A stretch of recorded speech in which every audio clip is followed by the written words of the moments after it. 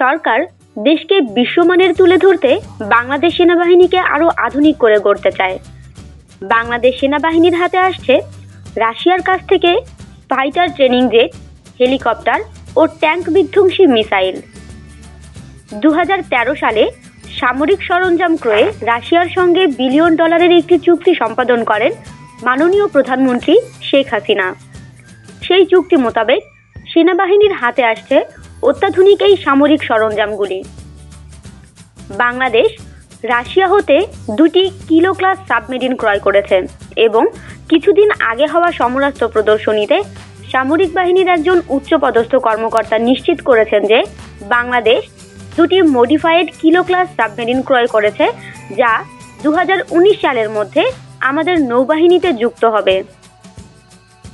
অন্যদিকে বাংলাদেশ নৌবাহিনীতে যুক্ত হয়েছে 2টি অত্যাধুনিক সাবমেরিন।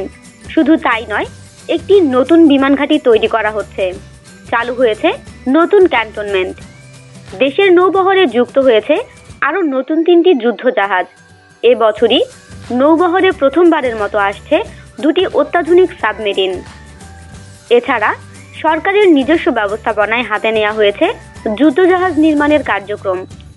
নৌবাহিনীকে আরও আধুনিকায়নের লক্ষ্যে চীনে নতুন 2টি কারভার্ট নির্মাণের কার্যক্রম শুরু হয়েছে।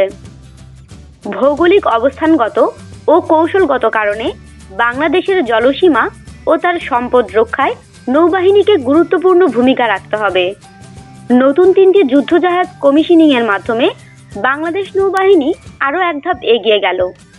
চলতি বছর নৌবাহিনী পায় গৌরবময় স্বাধীনতা পদক। আমাদের সাথেই থাকুন আর সাবস্ক্রাইব করুন।